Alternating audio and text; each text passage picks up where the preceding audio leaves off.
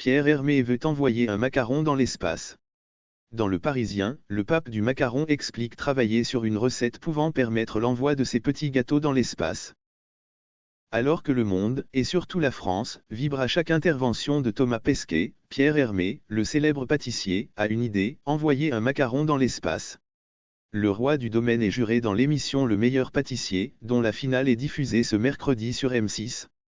Dans Le Parisien, le pape du macaron revient sur son élection de meilleur pâtissier du monde. Une recette en préparation. Je signe peut-être plus d'autographes qu'avant. Mais je ne suis pas devenu une rockstar. Mon rêve de gosse, c'était juste de faire des gâteaux, avec comme horizon la boulangerie-pâtisserie familiale de Colmar.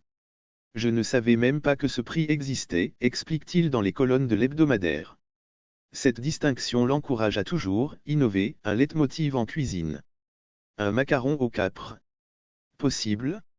En ouvrant un bocal de capre, j'ai récemment senti une odeur de chocolat. Il y a peut-être un pont entre les deux, signale-t-il. Et un macaron spatial. Dans les tablettes. On a aussi mis au point une recette pour un prochain vol spatial habité. On va envoyer un macaron dans l'espace.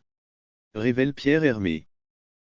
L'arrivée encore hypothétique de macarons dans l'espace amènerait un peu de couleur à l'alimentation des spationautes. L'Agence spatiale canadienne explique sur son site que les aliments envoyés dans la Station spatiale internationale répondent à des critères précis. Les goûts peuvent changer à cause de l'apesanteur. Pierre Hermé devra donc jouer les équilibristes pour être spatio-compatible tout en gardant le goût unique du biscuit. Avant de faire le bonheur des futurs Thomas Pesquet, Pierre Hermé jugera les pâtissiers médiatiques.